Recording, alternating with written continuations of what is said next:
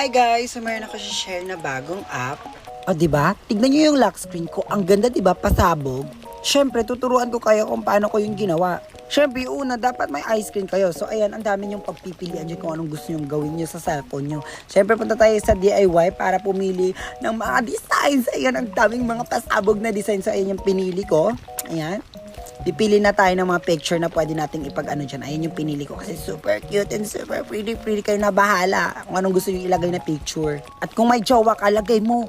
Wala akong jowa, kaya single. Ayan na lang mukha ko. Siyempre, i-save nyo. Ayan, na-save na siya. Then, pumunta kayo sa gallery para i-set up na siya as a wallpaper. Kasi super cute. Tignan nyo naman. Ayan. Punta kayo baba, scroll, and use as wallpaper. Ayan.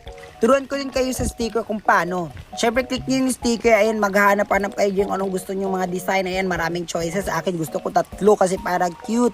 Ayan, kayo na bahala. Tapos, ayan, punta kayo sa My Widgets. Ayan, tignan nyo kung nakasave na siya. Ayan, pindutin nyo yan. Tapos, i-save nyo yung app na yan. Ay, yung sticker na yan. After nyo mag-save yan, balik kayo dun sa i-customize nyo na.